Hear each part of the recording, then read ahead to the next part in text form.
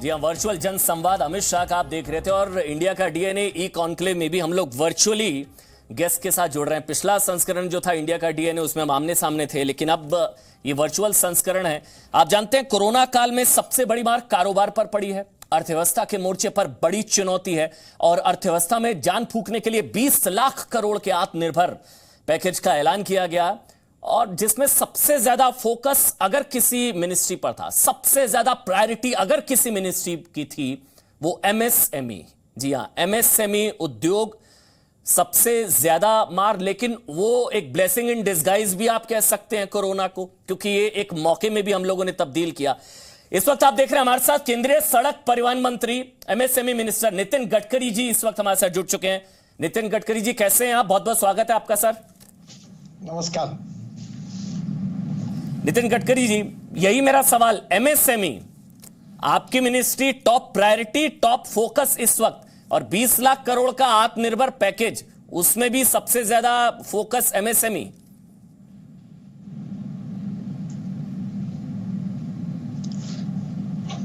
आवाज नहीं आ रहा।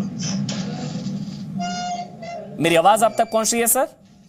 हाँ जी, हाँ जी सर, मेरा वही सवाल, एमएसएमई इस वक्त टॉप फोकस, टॉप प्रायोरिटी, आप हैं एमएसएमई मिनिस्टर, किस तरह से इस सेक्टर को उबारा जाएगा?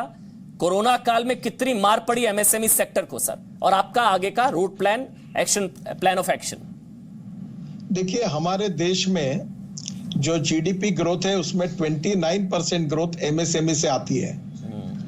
हमारे देश का जो एक्सपोर्ट होता है वो 48% एक्सपोर्ट एमएसएमई से होता है और अभी तक 11 करोड़ जॉब्स एमएसएमई ने क्रिएट किए हैं और स्वाभाविक रूप से एमएसएमई हमारे इकोनॉमी की बैकबोन है और इसलिए आज निश्चित रूप से कोरोना के संकट के कारण एमएसएमई बहुत अड़चन में है।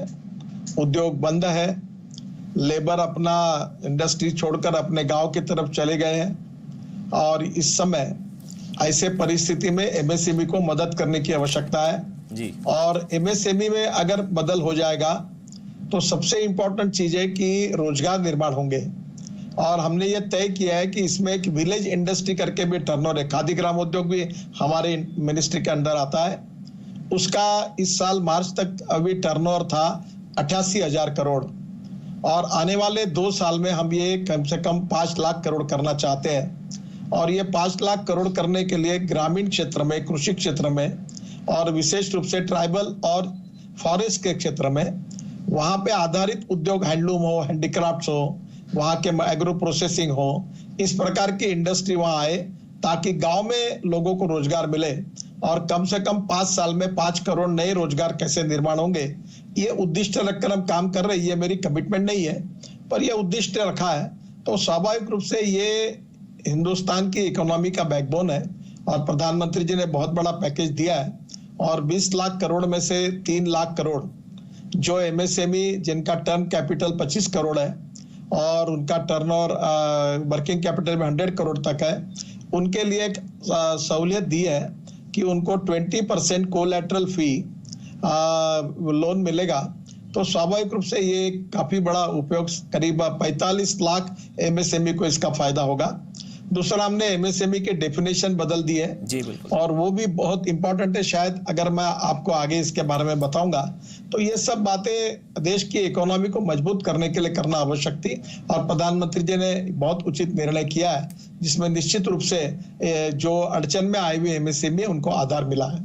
एक क्रिटिसिज्म नितिन गडकरी जी वो ये है कि जितनी मदद है सारी लोन के रूप में है, कैश कुछ नहीं है। राहुल गांधी का भी यही क्रिटिसिज्म है, ऑपोजिशन का भी यही क्रिटिसिज्म है, कुछ एक्सपर्ट्स भी ये क्रिटिसिज्म ये है कि कैश सपोर्ट नहीं दिया गया है, जितनी मदद सारी लोन के रूप में दी गई है। ये बड़ा हास्यास्पद सवाल है। लोन और कैश में क्या फर्क होता है मेरे समझ में नहीं आता। ये कोई नंबर 2 का पैसा बांटने की तो बात नहीं है जो कैश में दी जाती है। अगर कोई भी मदद जो होती है किसी भी इंडस्ट्री को मिलती है तो आप जैसे उदाहरण के लिए मीडिया है, मीडिया को अगर एडवर्टाइजमेंट का रेवेन्यू बढ़ा तो मीडिया में उसका आपको उपयोग होगा, आपका रेवेन्यू उसके कारण बैलेंस होगा। अब ये जो एक वर्किंग कैपिटल मिलेगा इससे वो यूनिट अपना धंधा बढ़ा पाएंगे, रॉ मटेरियल खरीद पाएंगे, अपने कर्मचारियों का वेतन दे पाएंगे और स्वाभाविक रूप से बिजनेस में प्रॉफिट कमाएंगे। तो आज बिजनेस वालों को अगर हमने टैक्स कंसेशन देते हैं या 3 महीने का डिफर पेमेंट दिया है, तो इसका मतलब 3 महीने उनको पैसे भरने की आवश्यकता नहीं है। तो इसका मतलब एक प्रकार से वो सरकार के लिए तो जिम्मेदारी होती है ना। अभी हमने ये ईपीएफ में पैसा दिया है, 3 महीने का केवल 10% कंट्रीब्यूशन होगा, तो सरकार करीब 7,000 करोड़ उसमें कंट्रीब्यूट कर रही है। तो एक प्रकार से ये दोनों बातें एक ही है। प्रत्यक्ष रूप से पैसा हाथ में आना ये इंपॉर्टेंट है, और जो पैसा आएगा उससे उसका जो इंडस्ट्री का व्हील है वो गतिशील हो, फिर से शुरू हो जाए, ये आवश्यकता। और एक बार अगर वो शुरू हो जाएगा तो उससे रोजगार निर्माण होगा, उससे हमारा एक्सपोर्ट बढ़ेगा, उससे वेल्थ क्रिएट होगी, और यही बिजनेस का सूत्र होता है। तो बिजनेस में ऐसे कैश में पैसे नहीं बांटे जाते। पर एक बात जरूर है कि हमारी सरकार ने प्रधानमंत्री जनधन योजना में 35 करोड़ लोगों ने, गरीब लोगों ने अकाउंट हमारे सरकार में निकाले गए, और उनके अकाउंट में हमने उन गरीब लोगों के ऊपर डायरेक्ट पैसा उनकी जमा किया ताकि वो रोजमर्रा की चीजों के लिए उनके पास कुछ उपयोग हो। हमने अनाज के भंडार खोल दिए, 2 रुपए किलो से गेहूं और चावल लोगों को दे दिया। जिन लोगों को देने की आवश्यकता है उनको पूरी मदद सरकार ने की है, और निश्चित रूप से ये जो मदद है ये बिजनेस और इंडस्ट्री के ग्रोथ के लिए है, और इसमें निश्चित रूप से इंडस्ट्री को एक आधार मिला है, और उससे आने वाले समय में उनका टर्नओवर भी बढ़ेगा, रोजगार भी निर्माण होगा और प्रॉफिट भी निर्माण होगा। ये बात आप जरूर ध्यान में लीजिए। सर, एक्चुअल सिचुएशन क्या है? कुछ हम रिपोर्ट्स पढ़ते हैं, एक रिपोर्ट है AIMO की, ऑल इंडिया मैन्युफैक्चरर ऑर्गेनाइजेशन। कुछ ऐसी रिपोर्ट्स आती हैं जो थोड़ी चिंताजनक होती है MSME सेक्टर के लिहाज से, कि 35% MSME जो है वो बंद हुए हैं, मास डिस्ट्रक्शन हुई है। आप MSME मिनिस्टर हैं सर, अगर आप थोड़ा बता पाएं कितना नुकसान हुआ कोरोना की वजह से, कितना बुरा प्रभाव पड़ा है इस सेक्टर को सर? देखिए, एक बात बिल्कुल सच है कि कोरोना के कारण बहुत बड़ा नुकसान हुआ है। 3-4 महीने में बैंकों के तो कर्जे तो देने पड़ रहे, ब्याज तो पड़ा हुआ है, बिजनेस बंद है, लेबर को पगार देना पड़ा है, कोई माल बेच नहीं पाए, तो स्वाभाविक रूप से बहुत बड़ा नुकसान है। इसमें इंडस्ट्री बिल्कुल कठिनाई की स्थिति से जा रही है, और इसलिए इंडस्ट्री संकट में है, ये बिल्कुल सच है। और इसीलिए सरकार ने उनको मदद करने के लिए योजनाएं तैयार की और ये काम किया है। और मेरा विश्वास है कि निश्चित रूप से इस संकट से, संकट में सभी लोग हैं। आप देखिए, अभी राज्य सरकार कुछ ऐसे है कि जिनके पास अगले महीने में सैलरी देने के लिए पैसे की कमी है, भारत सरकार का रेवेन्यू ड्रॉप हुआ है, बैंकिंग सिस्टम बहुत स्ट्रेस में चल रही है, और इंडस्ट्री भी अड़चन में है। और कोरोना का संकट केवल भारत पर नहीं है, कोरोना का संकट पूरे विश्व पर है और भारत पर भी है। और इस समय निश्चित रूप से ये संकट बड़ा है, और आप जो कह रहे हैं इसमें काफी लोगों में काफी नुकसान हुआ है, ये भी सच है। और उन्हीं लोगों को फिर से अपने पैरों पर खड़ा करने के लिए ये बूस्टर डोज के रूप में सरकार ने उनके पीछे अपनी ताकत खड़ी की है, और ये इसी के कारण खड़ी की है, और उससे वो बाहर निकलेंगे, ऐसा मुझे विश्वास है। सर, ये बूस्टर डोज भी बता दीजिए, हम चाहते हैं। जिस तरह 3 लाख करोड़ का वर्किंग कैपिटल है, MSME की परिभाषा बदली गई है, ये बूस्टर डोज क्या क्या है, अगर एक बार आप बता दें सर। देखिए, पहले MSME की जो डेफिनेशन थी उसमें मैन्युफैक्चरिंग और सर्विस सेक्टर दोनों एक था, अलग अलग था। और उसमें माइक्रो में जो investment in plant and machinery और इक्विपमेंट, ये मर्यादा थी 25 लाख की, वो अब 1 करोड़ हो गई है। और टर्नओवर जो 10 लाख का था वो 5 करोड़ हो गया है। स्मॉल में इन्वेस्टमेंट थी जो एक्स्ट्रा मशीनरी और इक्विपमेंट में, वो जो था वो 5 करोड़ था, वो अब 10 करोड़ हुआ है। और टर्नओवर 2 करोड़ का 50 करोड़ हुआ है। जो मीडियम था उसमें इन्वेस्टमेंट जो थी जो प्लांट एंड मशीनरी वो 10 करोड़ थी, अब वो 250 करोड़ हुई है। और उसके साथ नहीं, जो मशीनरी में जो इन्वेस्टमेंट थी वो 10 करोड़ थी, वो 50 करोड़ हुई है। और जो टर्नओवर 5 करोड़ था वो अब 250 करोड़ हुआ है। और माइक्रो, स्मॉल और मीडियम तीनों के लिए जो एक्सपोर्ट होगा वो टर्नओवर इससे निकाल दिया गया है। तो एक बहुत बड़ा राहत मिली है। 14 साल से लोगों की मांग थी और इसके कारण एक बहुत बड़ा रिलीफ मिला है। एक सबऑर्डिनेट डेब्ट फंड के निर्माण किया गया 20,000 करोड़ का, और ये फंड ऐसा है कि जो अभी तक हमने मार्च एंड तक 6 लाख MSME को रिस्ट्रक्चर किया था, अब ये मुदत 31 दिसंबर तक बढ़ाई है। अब ये जो 20,000 करोड़ का जो फंड है, जो अकाउंट NPA में हुए हैं, और प्रेजेंट सिस्टम में आज के कानून में बैंक उनको अकाउंट रिस्ट्रक्चर नहीं कर सकती, उन लोगों के प्रोप्राइटर के इस पर हम लोग उसको इक्विटी के रूप में पैसा देंगे और बाद में बैंक उसको रिस्ट्रक्चर कर पाएगी कानून में। तो इसका फायदा कम से कम 2 लाख एमएसएमई को होगा। एक फंड ऑफ फंड करके 10,000 करोड़ के हमने प्रोविजन की है और ये भी 50,000 करोड़ तक जाएगा।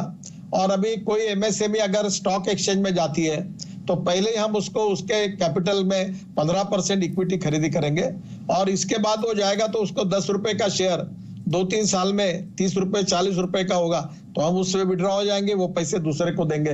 तो इस प्रकार से जो एमएसएमई को इक्विटी देकर हम उनको कैपिटल मार्केट में स्टॉक एक्सचेंज में, जैसे अभी हमारा स्टॉक एक्सचेंज है, नेशनल स्टॉक एक्सचेंज है, मुंबई स्टॉक एक्सचेंज है, तो हम ये कोशिश करेंगे कि वहां एमएसएमई स्टॉक एक्सचेंज खुले और एमएसएमई अब कैपिटल मार्केट से पैसा ले। अब इसमें 3 इंपॉर्टेंट है वर्ल्ड की इकोनॉमी में: पेंशन इकोनॉमी, इंश्योरेंस इकोनॉमी और शेयर इकोनॉमी। ये 3 इकोनॉमी बहुत बड़ी है और इसमें लोग पैसा अपना इन्वेस्ट करते हैं। हमारे देश में हम इसमें दुनिया के दृष्टि से काफी पीछे है, तो मुझे लगता है इसमें इसके प्रोत्साहन मिलेगा जी। बाद में 200 करोड़ रुपए तक का जो टेंडर है वो ग्लोबल कंपनी को हमने अभी उसके लिए परमिशन नहीं दी है, तो वो एमएसएमई को ये काम गवर्नमेंट में मिलेगा। ई मार्केट के लिए हम कोशिश कर रहे हैं। बाद में एक इंपॉर्टेंट चीज थी कि भारत सरकार, उसकी मिनिस्ट्रीज और उसके पब्लिक अंडरटेकिंग, राज्य सरकार उनके पब्लिक अंडरटेकिंग और मिनिस्ट्रीज और मेजोरिटी प्राइवेट सेक्टर जो मेजर सेक्टर है जी, इनके कम से कम अंदाजन, इसका कोई अभी तक हिसाब नहीं, 5 लाख करोड़ ये एमएसएमई के रुके हुए थे। तो भारत सरकार ने अब ये निर्णय किया है कि जो भारत सरकार की मिनिस्ट्री और पब्लिक अंडरटेकिंग में जो पैसा है वो 45 दिन के अंदर सबको एमएसएमई को देना पड़ेगा। फिर मैंने अभी राज्य सरकार को भी, मुख्यमंत्री जी को अनुरोध किया है कि उनके यहाँ भी जो मिनिस्ट्री के और पब्लिक अंडरटेकिंग के स्टेट गवर्नमेंट में पैसे अटके हुए एमएसएमई के, वो भी 45 दिन में देने की कार्रवाई करें। और मेजर इंडस्ट्री को भी मैंने आग्रह से कहा है, और जहां मैंने कभी इस समय ये 1.5 महीने में करीब 14 करोड़ लोगों से ये वेबिनार के साथ मेरा कॉन्ट्रैक्ट इंटरेक्शन हुआ, जो बड़े बड़े इंडस्ट्रीज एसोसिएशन वाले थे उनको कहा कि छोटे लोगों के पैसे आप तुरंत दीजिए। एक कंफ्यूजन कुछ लोगों ने क्रिएट किया जब मैंने ये कहा, तो भारत सरकार के 5 लाख करोड़ कहा, ये भारत सरकार की मिनिस्ट्री अंडरटेकिंग, बाद में गवर्नमेंट अंडरटेकिंग, राज्य सरकार की मिनिस्ट्री और उनके अंडरटेकिंग और प्राइवेट सेक्टर, तीनों को मिलाकर है।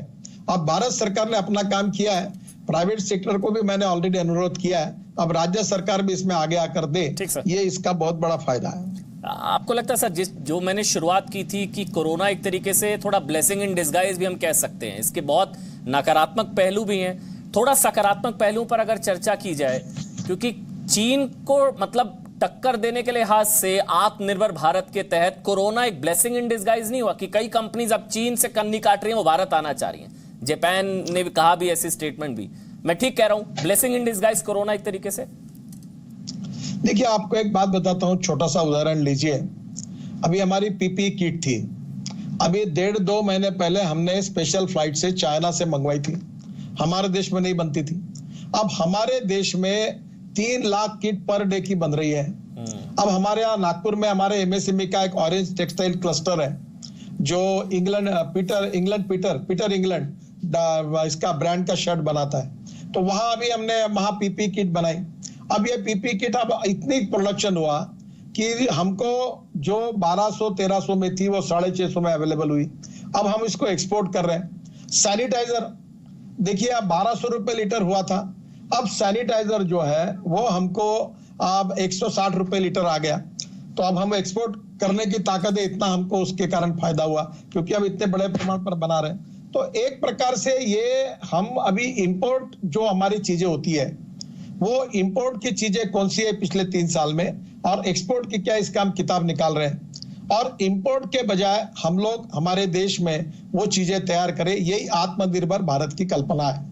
और मेरा विश्वास है कि निश्चित रूप से हमारे देश की इकोनॉमी बदलेगी। हम इंपोर्ट को कम करेंगे, एक्सपोर्ट को बढ़ाएंगे, कैपिटल इन्वेस्टमेंट लाएंगे, और इस बहाने हमें 2 चांसेस एमएसएमई को मिले हैं कि अपने टेक्नोलॉजी का अपग्रेडेशन भी कर सकते हैं और फॉरेन इन्वेस्टमेंट भी अपने यहाँ ला सकते हैं। तो ये दोनों भी बातों का उपयोग निश्चित रूप से आज की जागतिक स्थिति को देखते हुए निश्चित रूप से होगा, ये मेरा विश्वास है। और हमारे इंडस्ट्री में वो क्षमता है कि अब हम इंपोर्ट करने वाले नहीं, हम चीजों को दुनिया को एक्सपोर्ट करने वाले देशों में हम काफी आगे जा सकते हैं। ये इसमें ब्लेसिंग इन डिस्गाइज हमको है। मतलब आत्मनिर्भर भारत के स्वदेशी मंत्र की परिकल्पना जिसका आपने जिक्र किया, इसमें बायकॉट चाइनीज प्रोडक्ट्स कहां खड़ा है सर, जो पॉपुलर सेंटिमेंट है? देखो, ये स्वदेशी को आत्मनिर्भर भारत के साथ मत जोड़िए। ये जो हैंडलूम है, हैंडीक्राफ्ट है, खादी है, ये हमारे हनी है, हमारे छोटे छोटे उद्योग है, विलेज इंडस्ट्रीज है, ये अलग बात है। आत्मनिर्भर भारत का मतलब ये है कि हम इंपोर्ट नहीं करेंगे किसी चीज पर, किसी देश पर हम डिपेंड नहीं होंगे, हर चीज को देश में हम तैयार करेंगे। इस प्रकार का प्रशासन, इस प्रकार की इकोनॉमिक इकोसिस्टम, इस प्रकार की इंडस्ट्री और एक सामर्थ्यवान शक्तिशाली आर्थिक ताकत हम बने, और स्वाभाविक रूप से ये करते समय हमारी इंडस्ट्रियल डेवलपमेंट, बाकी सब बातों को लेकर वर्ल्ड के जो स्टैंडर्ड्स है, पैरामीटर्स है, उसके साथ हम खरे उतरे और उस प्रकार का इंफ्रास्ट्रक्चर होगा, उस प्रकार के पोर्ट्स होंगे, उस प्रकार की ट्रांसपोर्ट सिस्टम होगी, बिजली हमारे यहाँ उपलब्ध होगी, टेक्नोलॉजी होगी, और उसके साथ साथ गांव, गरीब, मजदूर, किसान ये शक्तिशाली बनेगा, आर्थिक दृष्टि से शक्तिशाली बनेगा, लोगों को रोजगार मिलेगा, हमारा पर कैपिटा इनकम बढ़ेगा और हम एक्सपोर्ट बढ़ाकर इस देश को एक इकोनॉमिक वेल्थ और आएगी और हम ताकतवान बनेंगे। ये आत्मनिर्भर भारत की कल्पना है। इसमें बाकी बातें तो आएगी ही, जो हम लोग करेंगे वो सब गावें आएंगी, पर इसको दोनों को जोड़ना बराबर नहीं होगा। बायकॉट चाइनीज प्रोडक्ट सर, वो जो पॉपुलर सेंटिमेंट इसकी कोई जरूरत नहीं है। देखो, कोई बायकॉट की भाषा मत करिए। अगर हमारे देश में वही चीज अगर सस्ते में अच्छी मिल जाएगी, जैसे मैंने पीपीए किट की बात की, अब चाइना से पीपीए किट आएगी नहीं, पहले पूरी आती थी, क्योंकि हमने हमारी क्षमता बढ़ाई। हम निगेटिव बात करने के बजाय पॉजिटिव बात करें। हमारे देश में अब हर चीज का ऑप्शन, अभी अगरबत्ती की काड़ियां, आइसक्रीम खाने के चमचे 4000 करोड़ से इंपोर्ट होता था, हमने ड्यूटी बढ़ाई। अब हमने सबको कहा कि आप अपने आप बनाइए। क्या हमारे देश में चमचों की भी कमी है कि हम चमचे भी इंपोर्ट कर रहे हैं? अब मेघालय, त्रिपुरा, नागालैंड और सब जगह बांबू है नॉर्थ ईस्ट में। अब धीरे धीरे अगर सब हम बनाने लगे तो हमारा इंपोर्ट कम हो जाएगा, हमारे यहाँ के लोगों को रोजगार मिलेगा। मतलब ये आत्मनिर्भर स्वावलंबी भारत इसी से चिढ़ गया है क्या चीन सर, जो थोड़ा स्टैंड ऑफ रहा? ये भी एक रीजन हो सकता है मेरे ख्याल से। आपको क्या लगता है? मुझे लगता है ये सब विवादों में मुझे पढ़ना नहीं है, तो फॉरेन मिनिस्ट्री और प्रधानमंत्री जी इसके बारे में जो बातें वो कहेंगे। मेरा जो विषय है वो भारत में इंपोर्ट कम हो, जो इंपोर्ट हो रहा वो भारत में तैयार हो, और तैयार होने के बाद केवल भारत में तैयार हो, भारत से एक्सपोर्ट हो। तो ये बात जो है ये मेरे अधिकार में है और इसके लिए हमारा डिपार्टमेंट पूरी ताकत से काम में लगा है। कितना समय सर लग जाएगा अर्थव्यवस्था को पटरी पर लाने? क्योंकि अभी जो नंबर्स है सर, इंडस्ट्रियल ग्रोथ और जीडीपी के आंकड़े वो बहुत चिंताजनक हैं, और वो अभी मार्च तक के हैं, जब लॉकडाउन शुरू भी नहीं हुआ था, एक तरीके से बहुत स्टार्टिंग फेज में था। अभी जो अगले नंबर्स आएंगे, असली कोरोना इफेक्ट तो उसमें मेरे ख्याल से रिफ्लेक्ट करेगा, अप्रैल से जून। देखिए, एक तो इंपॉर्टेंट चीज ये है कि निश्चित रूप से आने वाला समय जो है वो आह्वानात्मक है, और मैंने पहले ही आपके सामने बातचीत करते इस बात को स्वीकार किया कि ये बहुत ही कठिन समय से हम गुजर रहे हैं। हम हाथ से हाथ मिलाकर सब लोग साथ में मिलकर चले, सबको कोई फिसल जाएगा तो उसको संभाले। और इसलिए मैं अटल बिहारी वाजपेयी जी की वो कविता याद करता हूं कि कदम से कदम मिलाकर चलना होगा, कोशिश करने वाले की कभी हार नहीं होती, हम होंगे कामयाब। और सबसे इंपॉर्टेंट चीज है पॉजिटिविटी और आत्मविश्वास। अब इस समय समाज में निराशा, फ्रस्ट्रेशन, नेगेटिविटी ठीक नहीं है। पॉजिटिविटी और आत्मविश्वास के साथ कोरोना के संकट की लड़ाई भी हम जीतेंगे और आर्थिक लड़ाई भी जीतेंगे। इस आत्मविश्वास को जगाने की आवश्यकता है। सरकार पूरी तरह जितना कुछ कर सकता है पूरी ताकत के साथ सबके साथ खड़ी है, और निश्चित रूप से ऐसे अनेक संकट आज तक हमारे ऊपर आए, इस संकट से भी हम लोग जीतेंगे, आगे जाएंगे और विजयी होंगे। यही विश्वास लोगों में जगाना ये आज की सबसे बड़ी आवश्यकता है। सर एक सवाल और मैं आपसे, क्योंकि उस मुद्दे पर आप बहुत मुखर होकर आपने हमेशा राय रखी, आपका ये पक्ष था मजदूरों को लेकर, माइग्रेंट क्राइसिस हुआ, आपको लगता है उसको और बेहतर तरीके से हैंडल किया जा सकता था? जो टकराव हुआ केंद्र राज्यों के बीच, अभी आपने देखा होगा ये भी बयान आया आज ही सामना में, संजय राउत की तरफ से भी और सामना में भी, कि सोनू सूद बीजेपी के प्यादे हैं, वो पैसे पर बिक गए। बीजेपी ने खड़ा किया सोनू सूद को उद्धव ठाकरे के खिलाफ, ये पूरी पॉलिटिक्स हुई। आपने कहा ना कदम से कदम मिलकर साथ, तो ये माइग्रेंट क्राइसिस बेहतर तरीके से हैंडल किया जा सकता था क्या? ये मेरा सवाल है सर।